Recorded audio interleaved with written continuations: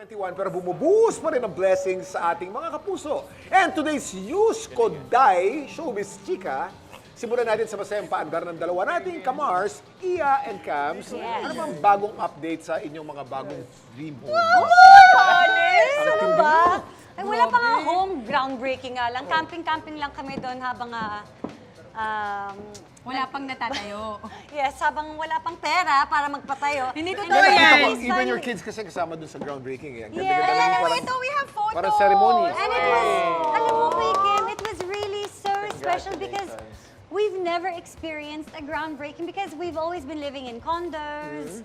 So first time lang namin talagang mag-break ng ground. So, big deal for the Arellano family because it's a... So siya naman ang groundbreaking niya, yung pala niya, gawa sa gold. Yeah. Woo! Ganun talaga, Kuya Kim. Congrats, Mars. Congratulations. Yes, neighbor. So happy for you. Teka muna, Cams, ikaw naman nag-update. Yes. Nag-update update naman, naglipat ka rin ng gamit. Kami naman, Kuya, kung saan kami nagsistay ngayon, tinanggal na namin lahat ng gamit namin. Because hopefully by January next year, we get to move in naman na.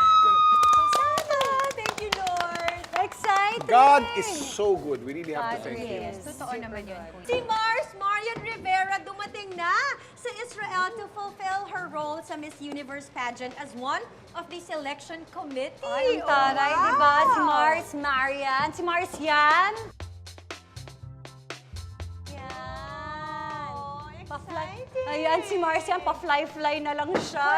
At kasama si Dong. Kasama si Dong. Yes, ayan. Oo. Congrats and good luck sa'yo, Mars. Siyempre, aabangan ka namin. Pero nakakatuwa kasi naging parang bonding moment na naman nila with Dong.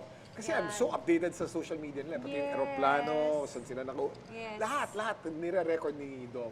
Oy, pero wait lang guys. Siyempre, hindi lang tayo yung mga blessed dito, guys. May pahabol pa sa linya ng mga hashtag blessed. Si Parsken. Ayan. Congrats, Parsken! Saan Ito, po? dahil sa bago mong May bago kang business. cafe. Yes. Oh, Thank you. This is ang Cafe Claus. Cafe Claus, At ito na nga, Okay. Mars, kaya tayo nandito sa kanyang mini kitchen dahil ipapatikim niya sa atin ngayon ang isa sa kanilang signature dishes dito sa Cafe Claus. Mars Masarap. Teka muna, bakit Cafe Claus yung pangalan ng cafe mo? Pampasko lang ba yan? Cafe Claus kasi it's a Christmas cafe all year round. Oh, that's such a Yeah. wonderful theme. Kasi napansin ko dito sa Philippines, September pa lang, bare month pa lang, umpisa pa lang, tayong mga Pinoy nag-celebrate na tayo ng Christmas. Pero ni isa walang Christmas cafe. That's true. Sabi ko, bakit hindi ko gawin to? Eh, yung family namin, mahilig sa Christmas. Ako, favorite ko yung Christmas season.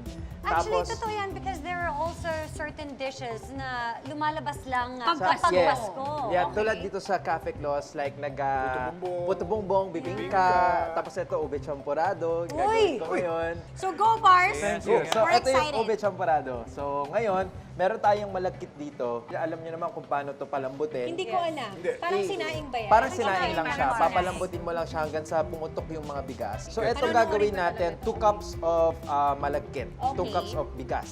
So, ilalagay na natin siya, yung 3 cups of water. Okay. Lagay natin. Oh my goodness. At superfood ang ube, ha? At, Yeah. napakarami. Kaya sa Cafe Claus sa amin, meron din kaming ube hot drink. So, ganun. Ginawa mo drink? Yeah, Taga meron. Saan Gaga- located itong Cafe Claus? Dito lang sa Quezon City, sa Tandang Sora. O pagkatapos mainit na yung tubig, ano Experience susunod yun, na gagawin natin yan? Ken? So, habang mainit na yung tubig, lalagay na natin itong malagkit. Okay. Dito sa... Mars River, ayos na River, yan? kailangan mapag-aralan mo rin Ano nga tong dish na to. Sobrang dali lang nito. Ikaw ba, Sobra. River, do you cook? Hindi. Magaling lang kumain. Okay, okay. So, para natin siyang gagawing lugaw, so papakuluan lang natin ng konti, saka Okay. natin ilalagay itong 1 cup of gata. Yeah, medyo kumukulo na yung ano, yung Teka, sinusukat mo itong coconut, coconut, cream ngayon. Ano yes. sukat Has to dapat? be 1 cup. Only 1 cup. 1 Okay. cup, ilalagay na natin siya dito. Haluin lang natin. Okay. So, after nito, yan, medyo... tuloy mo na. medyo kumukulo na yung ano, yung... Bilis naman tong... Kasi I'm so nasanay tayo excited. yung chocolate na, yung porridge. tableya Chocolate talaga. porridge. Oo. Ito naman kakaiba kasi ube.